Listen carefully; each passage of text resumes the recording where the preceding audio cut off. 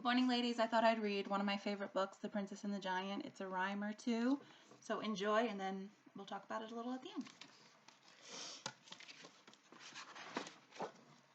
A little princess lived inside a tiny little house. Her servant was a tabby cat. Her butler was a mouse. Her father made the porridge, and her mother chopped the wood, while Princess Sophie rode her bike, as every princess should.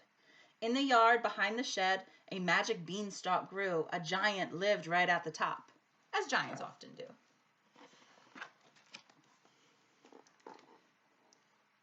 At night, the giant stomping made the people sob and shake. "That selfish giant," Sophie cried. "He's keeping me awake."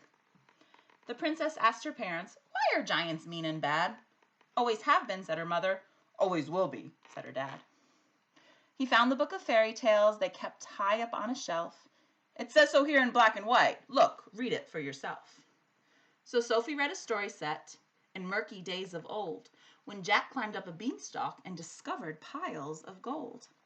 A giant roared, "Get off my stuff! I'll grind your bones for bread. I'll fee, fi, fo, and fum, and then I'll bop you on the head." That night, poor Sophie tossed and turned. "Our giant's such a pest. If only he would go to sleep, we might all get some rest." She read about a witch who made a house from gingerbread. It made her tummy rumble, and a plan formed in her head. Sophie pulled her jacket on and laced her boots up tight. She loaded up her backpack and then set out into night. She clambered up the beanstalk. Brave Sophie did not stop till she reached the giant's castle that was balanced at the top. Suddenly the giant roared, "Who's creeping round outside? A nasty little robber. Well, you better run and hide." She'd cooked some lovely porridge. "Oh, I'm sorry." "I'm Sophie," said the princess. She was quivering with fright. "I've brought you a delicious snack to help you sleep at night." She cooked some lovely porridge from her father's porridge pot. "This should help you get some sleep. It's creamy, sweet, and hot." The giant growled, "This supper wouldn't even feed a fly." But he ate the porridge anyway and slammed the door. Goodbye.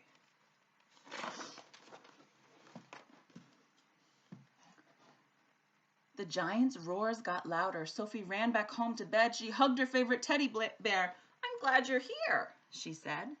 Sophie read about a little girl who met 3 hungry bears and wondered if giants ever feel alone or scared. All day long the giant howled. The people ran and hid. But Sophie had another plan, so this was what she did. She clambered up the beanstalk. Brave Sophie did not stop till she reached the giant's castle, which was balanced at the top. The giant bellowed, "Fee, fi, fo, what is that funny smell? A horrid little girl has come to trick me, I can tell." "It's only me," said Sophie, and she held her backpack tight. "I brought some cuddly bears in case you're lonely in the night." Then Sophie made some supper while the giant sulked and huffed. "Giants don't need teddy bears. We're strong and brave and tough." But he gobbled up his porridge and he drank his milk and honey. Then he took the biggest bear to bed and squeezed its furry tummy.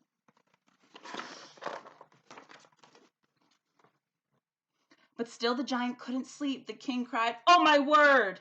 He's making the most dreadful noise that I have ever heard." Sophie hugged him tightly. "Daddy, don't be angry, please. He might be like the princess whose bed is full of peas." The king and queen were in despair, so Sophie filled a sack. She dragged it to the garden and she heaved it on her back. She clambered up the beanstalk. Brave Sophie did not stop till she reached the giant's castle, which was balanced at the top.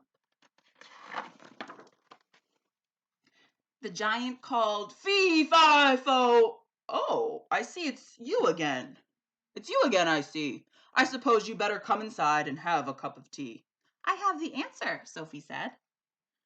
"I know why you're so grumpy. You can't get any sleep because your bed's too hard and lumpy." She pulled the mattress from her sack and heaved it on the bed. She gave the giant blankets and a pillow for his head. The giant ate his supper, then he gathered up his bears.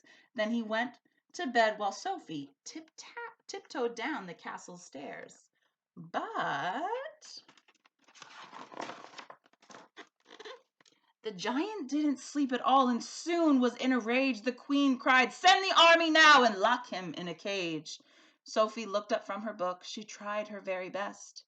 "There's nothing more that I can do," the princess said, "unless." Sophie grabbed her backpack and she scrambled through the door. "I can't imagine why I never thought of this before." She raced back up the beanstalk. Brave Sophie did not stop till she reached the giant's castle, which was balanced at the top. "Stop that racket," Sophie yelled, "and get back into bed."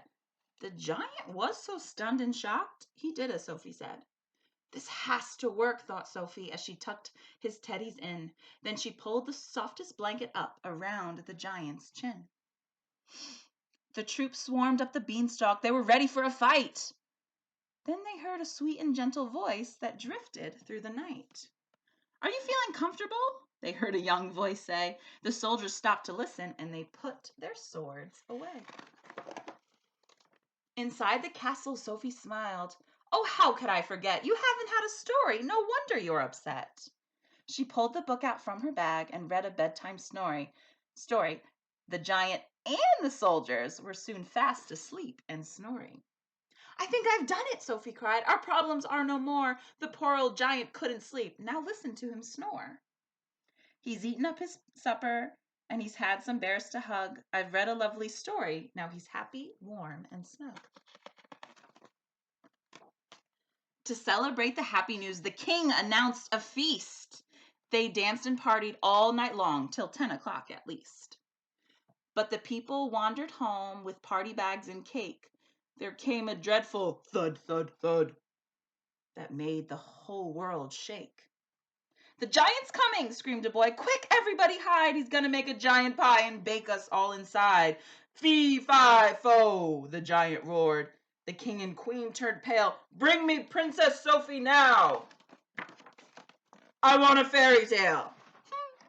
The people stopped their panicking. They gasped in disbelief. "Another story?" Sophie asked. "Well, that's a big relief." "But why not read one by yourself?" she asked the giant friend. "It's just start at the beginning and keep going till the end." "Oh, don't be silly, Sophie," said the giant with a giggle. "My books aren't filled with stories. They're just full of tiny squiggles." "Those aren't squiggles," Sophie said. "They're words. We call it writing. The writing tells us stories that are funny or exciting." Sophie took the giant's hand. "I'll teach you how to read. But first, I'll need the army's help. There's something that I need." She sent the giant home to bed, then rubbed her sleepy eyes. "The next time that we meet," she yawned, "you'll have a big surprise." The soldiers made a storybook. The words were big and bold. Inside, they wrote the most amazing stories ever told. Then Sophie taught her friend to read by walking on the lines, and the giant read his giant book, one word at a time. From that day forward, Sophie saw the giant every day. Sometimes they took turns to read, and sometimes they'd just play. The town was filled with joyful song and happy children's laughter, and the princess and the giant both lived happily ever after. Yay! Okay, so now I have a couple things I want to show. A couple things I want to talk about. So we know the phrase that continues to be repeated. I'm sorry if this is completely backwards. I apologize. So what keeps getting repeated? Brave Sophie did not stop till she reached the giant's castle that was balanced at the top. So some significance of that is that it gives us some traits of Sophie, right? It calls her brave right off the bat, but it also shows that she's generous and curious. She keeps going back to try to help the giant and try to figure out why he can't sleep. So it also gives us the importance of setting to support the theme, right? Where does she keep going? To the giant's castle. It's balanced at the top. It's showing us her perseverance, her bravery. She's climbing up a beanstalk to go see an angry giant. Okay, possible themes. Befriending strangers. Solving problems through perseverance. I know we love that theme of perseverance, but what we have to think about sometimes is that we have to kind of develop that a little bit. Not just perseverance, but solving problems through perseverance here in this case. The importance of stories, my favorite one, and don't judge a book by its cover, right? So she was just thinking that, well, not just her, but everybody in the kingdom was thinking that this giant was so mean and angry, But really, if they got to know him, they figured out all he wanted was to be able to get a good night's sleep, just like all of us.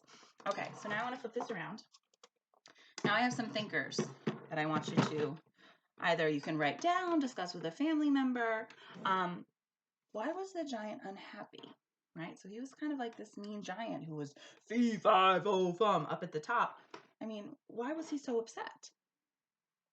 Our next one, how did Sophie solve the problem? So there was a couple things that she tried. So I want you to think about all the steps that she took to solve the problem. She didn't give up. So that gives us part of our theme, but it also gives us traits of Sophie and helps kind of that plot go along. And then big one down at the bottom, how did the giant change? How did the giant change from the beginning of the story, right? At the beginning of the story, he was kind of upset and angry. And then towards the end, Sophie did all these things to help kind of solve that problem. And then he changed at the end. So I want you to think about how he changed, maybe apply some traits to the giant. So thank you all for listening. I miss all of you so much. Princess and the Giant, one of our faves. I hope you all have a fabulous weekend.